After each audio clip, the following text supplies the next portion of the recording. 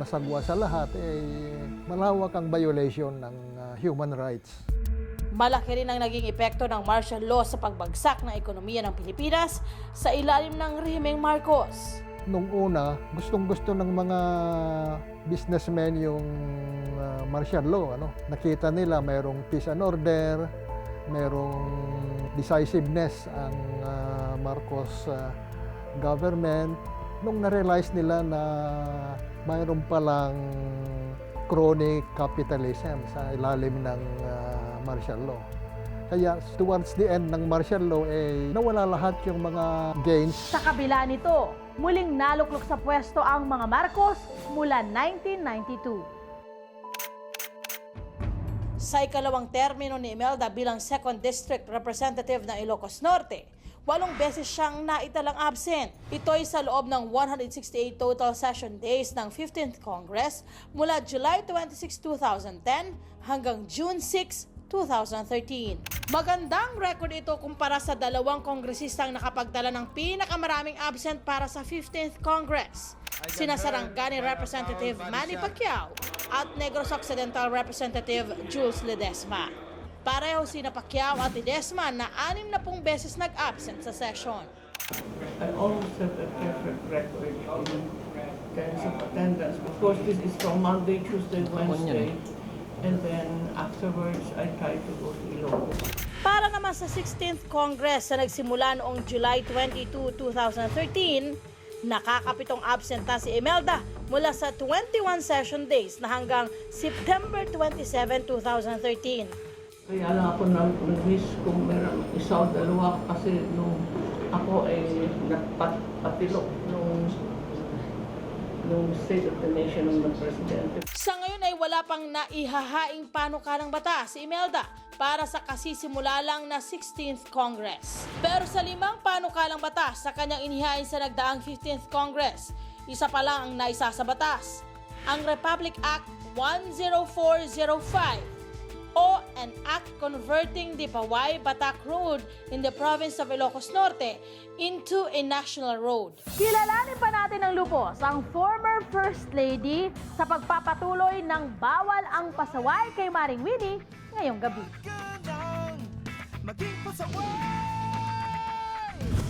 Humaba ng humaba ang kwento mga kapuso, kaya ito na ang ikalawang parte ng ating interview with Imelda Marcos. Now, sinabi nila, Mrs. Marcos, na kayo daw ang, you charmed all the international leaders with your beauty and your grace. Tell me, sino ang international leader at that time na talagang medyo bilib na bilib kayo? Who was the international leader that you met? Lahat bilib ako sa kanilang lahat. Lahat? Anybody who has become president of a country for more than 10 years. Between Muammar Gaddafi and Fidel Castro, who would you rather have? You met them both. I respect both of them because in 4 days, Gaddafi was heading the Islamic Conference of 29 Muslim countries. And in 4 days, we were signing the Tripoli Agreement, the initial Tripoli Agreement. Okay. The same thing with Fidel Castro. He admired Marcos so much because he said that Marcos disallowed bases. Sa inyong pananaw, ano yung pinaka-importanteng legacy ni Mr. Marcos sa Pinakamagandang Pilipinas? legacy ni Marcos, hindi kayo maniniwala, pero ang martial law that made real this nation will be great again. It was martial law, during martial law, that ensured our freedom, our justice, our democracy, our human rights, and our sovereignty. Ganon. So how do you explain, Mrs. Marcos, that in 1983, nag-collapse ang ekonomiya ng Pilipinas? Temporarily lang yun. Pero meron yun, kasi hindi pa nila nalaman na nakaposisyon na ni Marcos ang gold niya doon sa all over the country. Kung in other words, kung pinayagan si Marcos bumalik, ibabalik niya yung gold dito sa country at tutulungan. Pero Hindi ibabalik. Marami Mrs. siya. Marcos. Hindi babalik. Between 1983 and 1986, Mr. Marcos had all the opportunity to bring back that gold. And he did not. He did not because he positioned it, because in the event that he positioned it in 170 banks. If Bakit hindi niya dinaran para Ayun matulungan na ng nga, Pilipinas? yung- 4 na taon tayo yung mga superpower ay hinahawakan ng lahat. ganon. Kasi mag-isip yun, hindi yun today, tomorrow, or 2000. Infinity yun, mag-isip eh. Diba? At, So Marcos had infinity and you had those, and yung circles? that is why, Ano yung circles, yung triangles and ako, circles? the circles of life, yung Circles of yung- life, Oo. ayun. Kaya So his was infinity Kaya and- nga ako madali, I'm so controversial, kaya alam ko na, sooner or later, you will invite me kasi ako Miss Pasaway. Sapagkat parati ang isip ng mga tao sa akin, Pasaway. Sapagkat ang aking goal sa buhay, hindi lang tama, kailangan buo.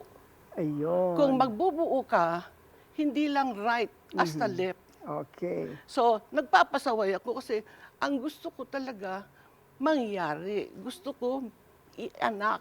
I want my project to be real. Okay. So that is your legacy. Building the cultural center was Pasaway. Oo. But I finished it. Oh, what about the film center where 100 people died? That is not true also. That's not 150. That's not That true. 100 people did not That's a die. big lie. That's Really? How many people died? 4. 4 people. 4. And the reason for that, was because I was challenged by that to get a bidding, magbid daw sa film center. Nung naka-raise na ako ng pera, magbidding daw. Okay. Eh, siyempre, ang pinakamura. Ang pinakamura, ewan ko kung sinong kuwan.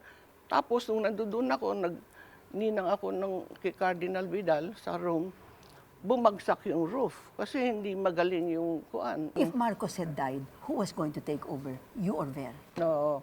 Yes or no? I would never have run. You were not going to run, you were going to just take over. No, not even Ver. Ang narinig ko you would be allowed for 6 months and then Ver would take over. No. Totoo ba yun? Hindi ko man, isa pa yan, ginagawa kami ni Ber na magkaibigan, hindi ko man nakakausap yun. Good morning lang, good afternoon. No. Talaga? Ang daming misperception. At saka mali pa. Do you think martial law should be brought back again? Not necessary na. Nandiyan dyan na eh. What for? Tapos na. Magaling si Marcos. I'm sorry to say. Why are you sorry to say if he's magaling?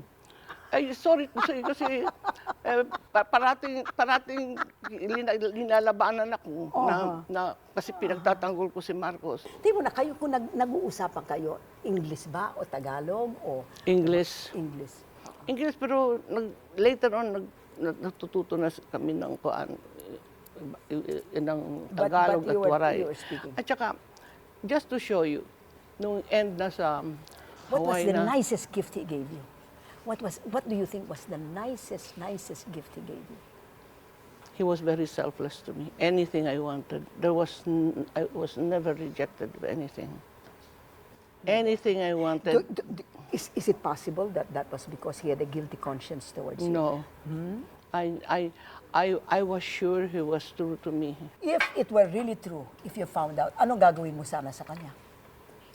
Lalayas na lang ako. Hindi mo siya sasaksakin? Ganyan ang ginagawa ko, nagtatampo ako, umaalis ako. Ganon. You never made tampo with him na lumayas kayo during your entire life together. There was never once where you made alsabalutan and you left the house? Yes, you did. The only time medyo nagtampo kasi busy siya, I just accepted yung pagka-install ni Cardinal Vidal. And you left him for a while I left. sa Rome. I left to go to Rome. Mga kapuso, you have to stick around. Otherwise, you will not know the end of this story.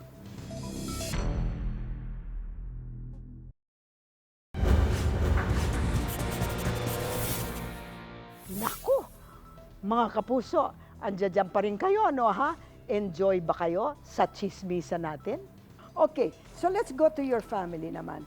Sa inyong 3 anak, sino ang favorite ninyo? Lahat. Oh, come on. Yung little bit, yung closer. Na yun din ano, favorite na talagang you obviously show it. Pero yung medyo Nung ka-vibes mo. araw, si Bongbong, kasi malapit, karinyoso, pero parati kong tinutulak sa tatay niya, kasi baka maging bakla. Oh, So, pero si Bongbong talaga, mabait yan. At saka, matalino, mapag-aral. Wala akong masabi dyan sa bata sa na yan. inyong mga anak, sa palagay ninyo, or you don't want to say, you had a slight inclination towards Bongbong. Sa inyong tatlong mga anak, sino sa inyong sa palagay nyo ang pinaka-intelihente? Tell the truth. Silang lahat.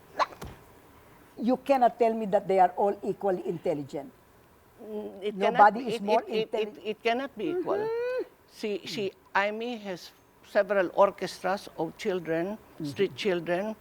May mga symphony, ang mga bata, 8-year-old lang nagko-conduct. Si Bongbong naman, ang galing maging executive, ang ganda ng Ilocos. Wala akong masabi, iba-iba. Tsaka, ang pinaka-number one dun sa kanila Wala kayong napakabilis ng batang yan. Sasabihin mo, napakatalino ng batang yan. Lahat sila, pero ang pinakamaganda kasi, mahal na mahal nila yung bayan. Mahal nilang bayan. Nagulat nga ako sa kanila kasi nahirapan na kami after yung exile namin. You know, now that we're talking about it, about Amy, alam nyo, hindi ba, ang dami-daming nagsasabi na si Amy is not Ferdinand's daughter. That she is Lacson's daughter because she looks like Lacson and you were Ano Miss naman ang Manila. Lacson? No, I just want you to lay it to rest because you were married in May 1, 1954 and she was born in November 1955. So you were already married. What? I mean, ano kaya ang dahilan kung bakit hanggang ngayon sinasabi, naku si Amy, anak ni Arsenio Lacson.